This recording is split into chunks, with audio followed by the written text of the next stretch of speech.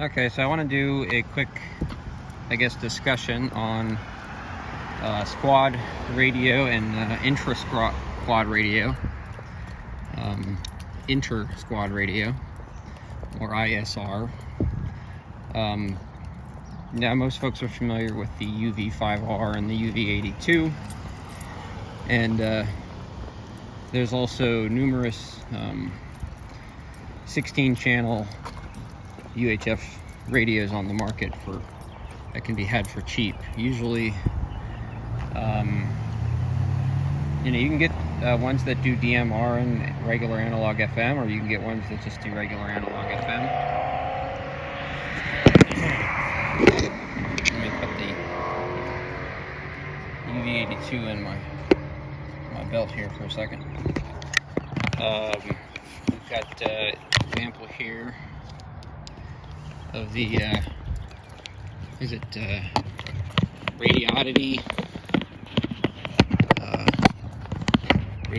I don't know how you say it, GA-2S, 16-channel UHF. It's the same thing as the Luiton, or Luiton, Luiton, LT458, or the Baofeng BF888S, BF9700, BFC5. It's got a bunch of other names, but it's basically a 16-channel handheld UHF radio. Coverage will usually be 400 to 470 or 400 to 480, and they're extremely simple to use. They can be programmed using Chirp, which is the same software that you use to program your Baofeng, and they've got the same audio connector. Another nice thing about these radios is they can be charged either on the cradle, pop them in, or via USB port right there on the side. Like I said, they're inexpensive. You can get a pack of 4 for I think like 40-50 bucks, and they've got several advantages. Assuming that everybody in your squad or in your group, whatever, what have you, has a dual band radio like a UV5R, why would you need to have another radio? Well, there's a couple reasons. The first reason is that these radios are really simple to use. You've got 4 controls: volume, and on/off. You have a channel selector. You have a push to talk, and then you have a they call it a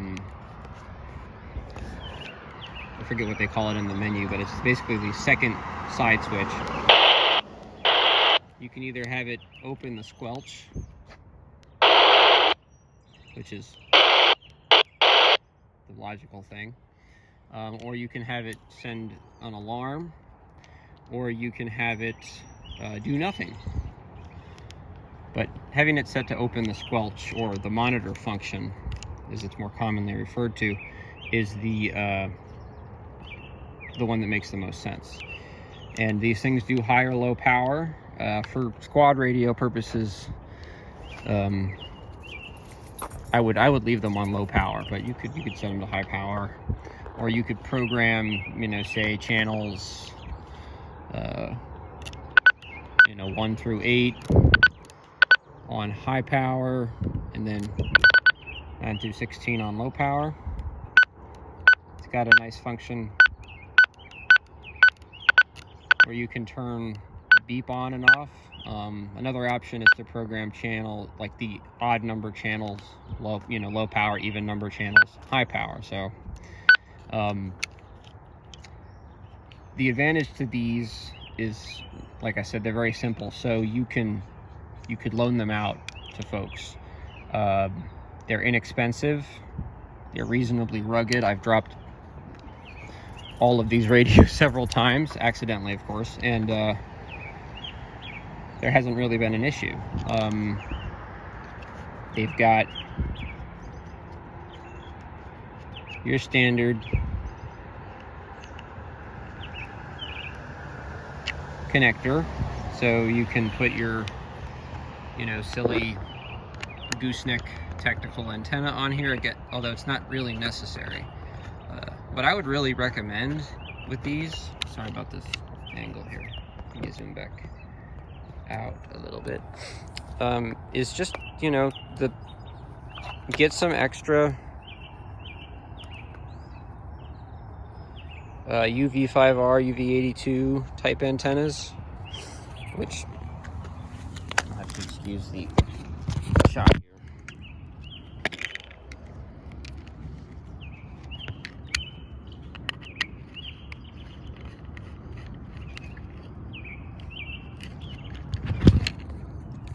Which look like this, and the difference in that and the stock antenna is really not that much. They both perform well on UHF. This one is UHF only, and this one is UHF VHF. Another option is to get a higher performance antenna. There's Nagoya antennas that are designed for 462 megahertz. That'll work just fine on the 450 to 470 band. There's other antennas that are designed for the commercial band. That's what Nagoya calls it anyway. And those will work as well too, because they're designed for 450 to 470. There's also the Smiley antennas, which I've talked about in other videos. The Smiley UHF antennas really make a difference. But one of the other advantages to these radios is their low probability of intercept. So 450 to 470, there's a lot of frequencies you can use. If you're running low power, which I would recommend again, and you can basically pick a low power business frequency or a FRS simplex frequency, run tone squelch or DCS, and use that as your kind of quote-unquote TAC radio. Then your Baofeng basically can be used for another net. So if you have everyone in your squad have a low power UHF radio on a different set of 16 frequencies or 8 frequencies, whatever you want to do, basically allows you to have a, you know, back channel or a TAC channel, and then you can, you know, use your Baofeng for the next higher up communications net, which is not that uncommon of a comms approach. It makes more sense to run UHF, especially in more urban areas. And again, this kind of goes back to the antenna, but for the price of these things, you could easily get, you know, 4, 8 of them, 12, and then get an aftermarket antenna for each one, and you're still looking at, you know, a unit price that's less than a UV5R. Now, yes, you could do the same things with a UV5R, but these are very simple to use. They're a little bit more compact for what they are, and you know, there's a lot of kind of hidden frequencies, you could say, in the 450 to 470 band. And again, I would run tone squelch and make sure you're using a frequency that isn't in use in your area. Do not use the amateur band. Don't operate in 420 to 450. Do not operate in the 400 to 420 band, especially not in 400 to 406. Definitely not in 406.0 to 406.1, because there's search and rescue satellites listening to those frequencies. and not in 406 to 420, because that's U.S. federal government systems on those frequencies. So even if you just stick to 450 to 470, not the public safety frequencies, I mean, we can do a little bit of quick math, and at 12.5 kilohertz spacing, which is what you're going to want to use on these bands, and I'll do another video on the frequencies in a little bit. You have 80 channels per megahertz. So let's see here. If we take out the 453, 454 band, take out 458, 459, take out 460 to 460.7, take out 465 to 465.7, so you're looking at -2, basically minus 3.4 megahertz. So you've got 20 megahertz minus 3.4 is 16.6 megahertz. So 16.6 times 80 is how many possible frequencies you have to work with. And like I said, there are other versions of these radios that allow you to run DMR, and you can run encryption with DMR, which it gives you even more options. But the advantage here is not so much that they have encryption, because they don't, but the low power means low probability of intercept, and also keeps your main channel clear.